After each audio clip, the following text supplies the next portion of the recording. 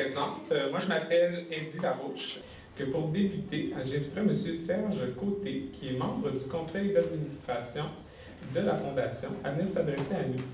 Ce soir, c'est un rêve qui se réalise. On a un beau projet. Nous, chez nous, à la Fondation, on est super fiers d'être associés au CPSQ et à la cause. Puis c'est un beau projet. Puis je remercie toute l'équipe d'avoir réalisé ce travail-là. Puis bravo aux jeunes qui se sont impliqués. J'ai hâte de voir ce que ça donne. Bonne soirée à tous. Merci encore.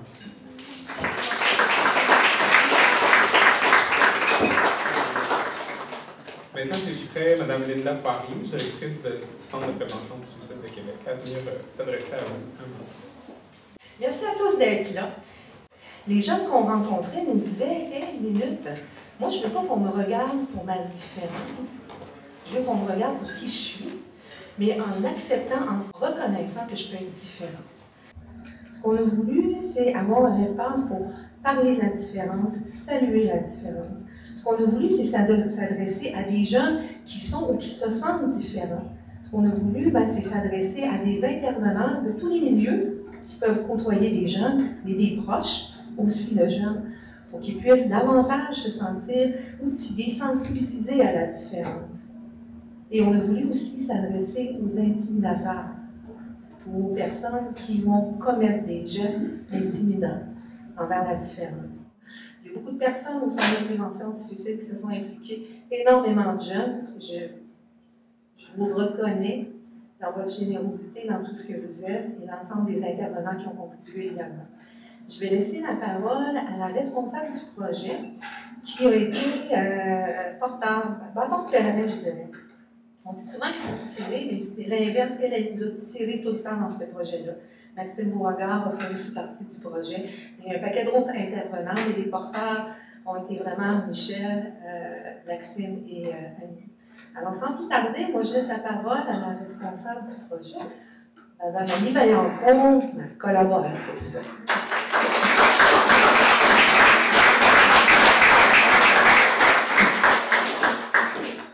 Je vais commencer par une citation d'une jeune.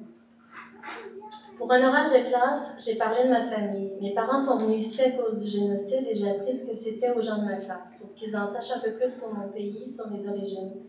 J'aurais jamais fait ça quand j'étais petite. Je détestais être noire. Les enfants ne voulaient pas jouer avec moi juste parce que j'étais noire. Mais aujourd'hui, c'est ma plus grande fierté. Ce témoignage est celui d'une jeune participante à nos capsules vidéo, qui illustre bien ce que peuvent vivre les jeunes qui se sentent ou s'affirment différents et ce qu'ils peuvent être amenés à faire. Tous les jeunes que nous avons rencontrés en focus group et ceux qui se retrouvent dans nos capsules vidéo ont vécu des situations difficiles sur le plan émotif en raison de leurs différences. La honte est une émotion qui ressort beaucoup dans la littérature lorsqu'il est question de discrimination, de stigmatisation et d'intimidation. Et ce qui ressort surtout à travers les propos des jeunes et des intervenants des milieux jeunesse de la région, c'est que pour se sentir bien avec ce que nous sommes en tant qu'êtres humains à part entière, il est extrêmement important d'apprendre à être fiers de ce que nous sommes. Merci à tous les jeunes qui ont participé au Focus Group et à ces capsules vidéo. Je tiens également à remercier Michel Doré et Linda Poirier, directrice du Centre de prévention du suicide de Québec, de m'avoir offert cette belle opportunité. Je suis très fière du résultat. C'est grâce à vous tous et toutes qui êtes présents ici ce soir. Bon visionnement. Bonne soirée.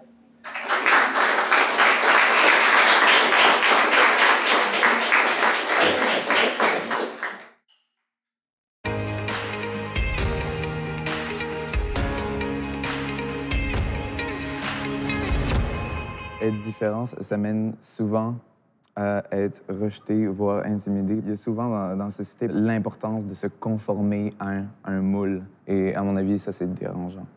Quand tu vois quelqu'un physiquement, tu peux voir sa différence, mais il y en a, c'est comme une tolérance. J'aurais pas pu deviner ta différence, mais t'en as une quand même. J'étais comme semi au courant que c'était de l'intimidation. J'ai été suspendue de l'école pendant une journée. Sinon, ça aurait pu aller jusqu'à l'expulsion de l'école. Ça a été vraiment difficile de regagner la confiance des autres. Les conséquences que ça peut avoir sur nous, c'est qu'on peut avoir un casier judiciaire, d'être démêlé avec la justice. C'est pas une expérience à vivre. C'est quelque chose qui va pas t'aider pour ton cheminement personnel. Le jeune qui va affirmer, qui va sortir du cadre, je trouve que c'est un geste courageux. La différence, c'est comme le pétillant dans l'orangeade.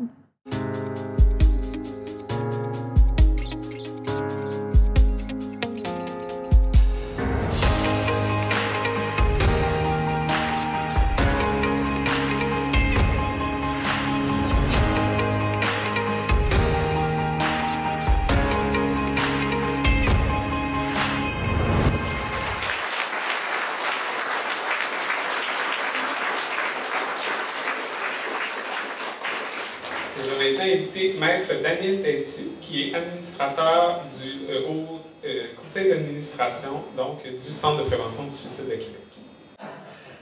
Écoutez, je suis très fier d'être membre du conseil d'administration du Centre ce soir.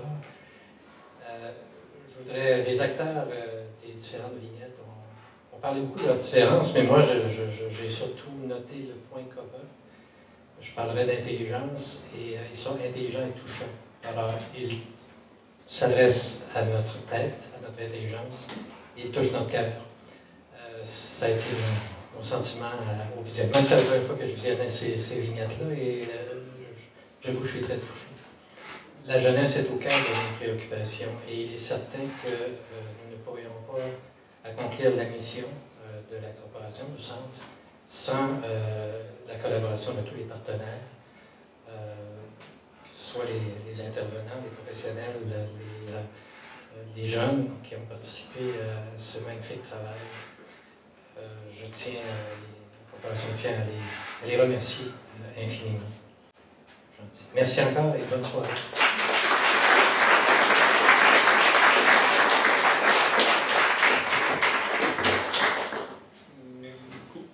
Je vais inviter une dernière personne à prendre la parole, en fait, une reprise de parole. Madame Linda Poirier va venir dire quelques mots, en fait, pour vous parler de l'avenir des vignettes. Merci au maître de cérémonie, M. Larouche, j'apprécie énormément. Je revois et je revois et je revois et je suis encore touchée. Je rejoins les propos de Maître Têtu. Je veux dire, ça touche la tête, ça touche le cœur. Merci beaucoup à tout le monde, encore une fois. Je ne reprendrai pas tous les remerciements, mais votre générosité est grandement appréciée. Et comme Maître Têtu le disait, notre mission, c'est la prévention du suicide, mais c'est aussi d'agir en amont.